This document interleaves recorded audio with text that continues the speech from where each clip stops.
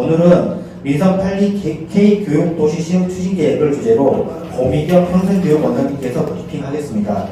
평생교육원장 고미경입니다. 전 시민이 교육으로 희망을 꿈꾸는 도시, 지역과 시민이 교육으로 함께 성장하는 도시를 조성하기 위해 2021년 교육도시 시흥을 선포하고 다양한 교육적 기반을 구축해 왔습니다. 올해는 교육도시 시흥을 공고히 하기 위해 미래교육, 교육노선, 교육기본권의 3대 추진 전략을 주축으로 민선 8기를 이끌어갈 교육도시 종합계획을 재정립하고 K교육도시 시흥 브랜딩에 집중 투자할 계획입니다. 브랜드 안착을 위한 발전기인 만큼 전국 최초로 시도하는 시흥형 사업들을 적극적으로 추진하며 2026년까지 시민이 체감하는 교육 변화를 만들어내는 것이 목표입니다. 오늘 브리핑에서는 새롭게 추진되는 3대 전략 방향을 중심으로 민선 8기 K교육도시 시흥 추진 계획을 말씀드리겠습니다. 우리 시는 지난 2019년 시흥교육정책 모델 연구를 시작으로 학생, 학부모 대상 교육 요구 조사를 진행해 왔고 지난 9월에는 교육도시 시흥정책기획단을 구성했습니다. 이 과정에서 수렴된 22종의 교육 데이터와 5년간 1만 1천여 명을 대상으로 한 6개 설문조사 결과 정책기획단 제안, 중앙정부 정책기조 등을 담아 민선 8기 교육도시 시흥 종합계획을 설계했습니다. 특히 2022년 진행한 시흥교육정책과제 시민의견 조사 결과에 따르면 진로 진학과 미래교육에 대한 높은 요구가 있었습니다. 다만 19개 대상 마을교육 요구조사에 의하면 초등학교 학부모와 학생의 만족도는 상당히 높은 반면 중고등학교는 교통불편이 교육도시의 장애 요인으로 꼽혔습니다. 구도심과 신도심의 균형 있는 프로그램 운영과 통합문제 개선 등에 대한 다수의 목소리도 있었습니다. K교육도시를 실행할 종합계획은 이러한 시민 의견과 데이터 분석, 전문가 제안 등을 충실히 반영하고 도시의 풍부한 교육 자원을 적극 활용하는 방향으로 수립했습니다. 먼저 K교육도시는 미래를 누리는 교육입니다. 진로 진학에 대한 시민 수요가 높은 만큼 초중등 진로 체험부터 고등학교 진학, 직업 선택까지 어우르는 시흥형 진로 진학 교육을 활성화할 계획입니다.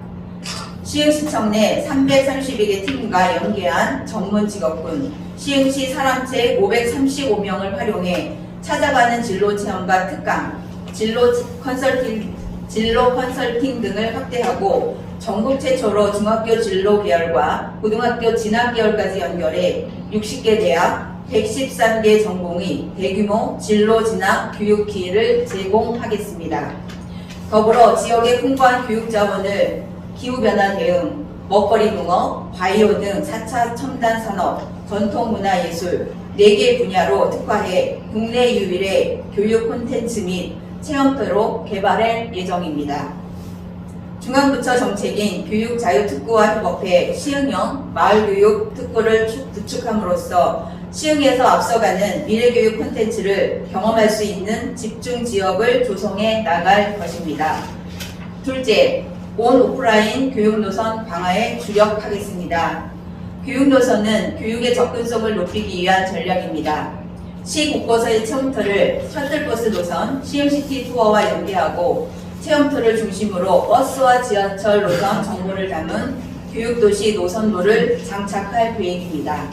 특히 K교육도시 시흥 노선도는 전국 최초 시도로 창의체험학교나 웨이브파크 실전 파도풀, K시흥 생존수영 등 교육 이동을 위한 맞춤형 교통 정보를 제공할 것입니다.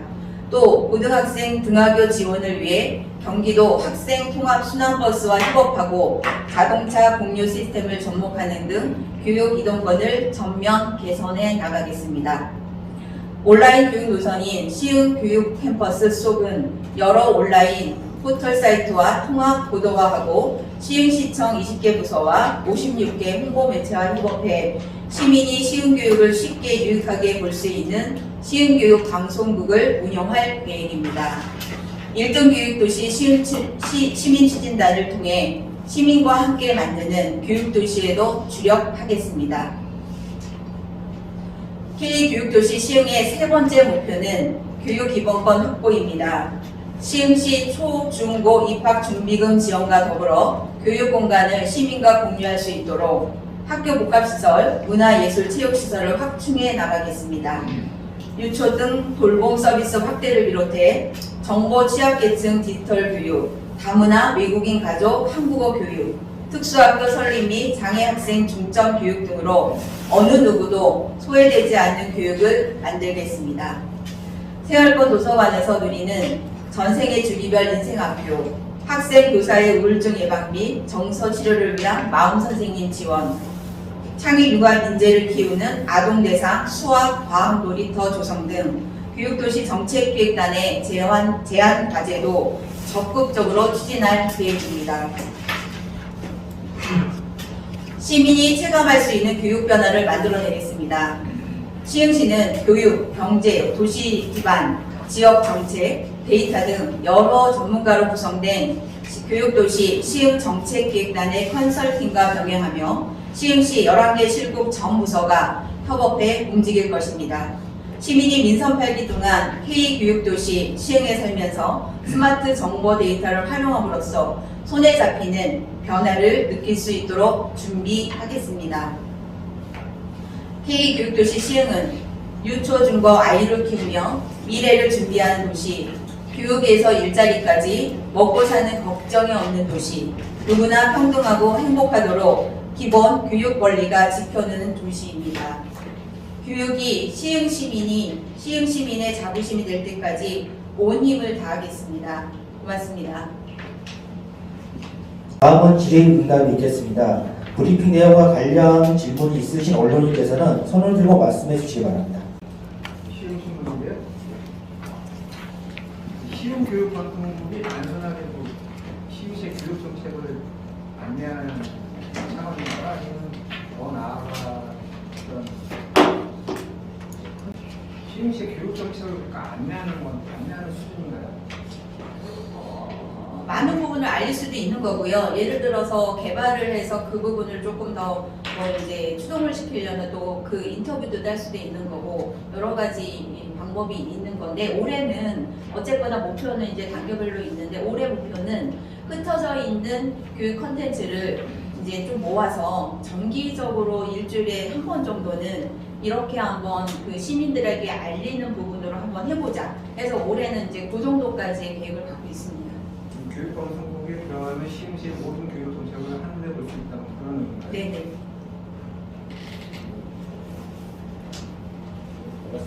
저희 한국방송 동성원이잖아요. 초중고 입학준비 지원금이 언제쯤 지원이 되고 규모가 얼마나 되는지 좀 궁금하고요. 그건 대단한 질문이고 이제 어제 150시 잠깐 갔다 왔는데 과밀 문제 있는 거 아실 거예요. 오늘도 그래서 학생들이 돈을 넘어서 정학교를 가야 되는 그런 상황인데 여기 보니까 이제 그 학생 기본권 마련 여러 가지 내용이 나와 있는데 혹시 그 교육당국에서는 셔틀버스 운영이 불가능하다고 하거든요. 그리고 일종의 비용으로 많이 나왔어요. 근데 학부모들은 셔틀버스 운영이 된다고 하는데 혹시 좀 여건이 괜찮아질 때까지 시에서 셔틀버스를 지원할 수 있는지 그것도 좀 궁금해요. 일단 입학준비금 지원에 대해서부터 말씀드리겠습니다. 이 부분은 지금 저희가 조례 제정도 필요하고요. 그 다음에 이제 사회보장제도 협의라 해서 보건복지부하고 협의도 필요해서 정책적인 어떤 시간이 좀 필요합니다. 그래서 빠르면 내년 아니면 후년 이 정도 시기가 될 것 같고요. 그 다음에 규모는 저희가 초등학교, 중학교, 고등학교 한 16,600명 정도 됩니다. 그래서 그냥 균등 지원으로 10만 원 정도로 가게 되면 저희가 한 16억 정도 되고요. 그 다음에 예를 들어서 초등학교는 10만 원, 중학교는 20만 원 이렇게 좀 이렇게 차등을 준다 그러면 그거에 한 2배 정도는 될 것 같습니다.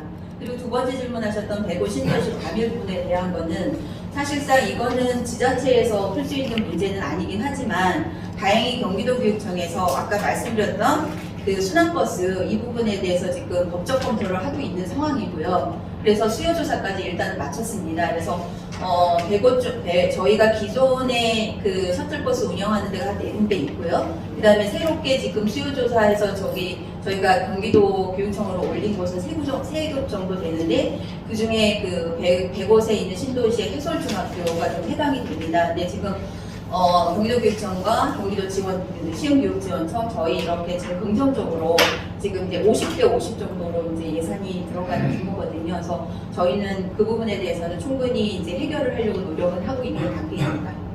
그 AI에 대한 상당히 좀 많이 관심을 가지고 있는데요. 혹시 시에서 구체적으로 좀 우리 시에서는 이것만큼 미래교육에 좀 하고 싶다라고 생각하고 있는 게 있나요, 혹시? 예. 저희가 지금 그 교육부에서 올해는 이제 제도 마련하고 절차 이런 시행 계획, 그러니까 세부적인 제안을 좀 방침을 세워서 내년도에는 시범적으로 지자체와 그 교육 자유 특구를 이제 운영한다고 합니다. 그래서 저희가 올해 지금 준비하고 있는 거는 미래교육 저변학대를 위해서 지금 콘텐츠가 4개 번역을 좀 나눠서 지금 저희가 계획하고 있습니다. 그 중에 이제 미래에 해당되는 부분은 저희가 이제 100곳에 보면 서울대랑 협업할 수 있는 그 4차 산업 콘텐츠들이 좀 있습니다. 그래서 그 부분을 조금 더 체험터에 녹아서 할 수 있는 부분을 지금 계속 검토를 하고 있습니다. 예산 투입 대비해가지고 너무 실적이 부족하지 않느냐.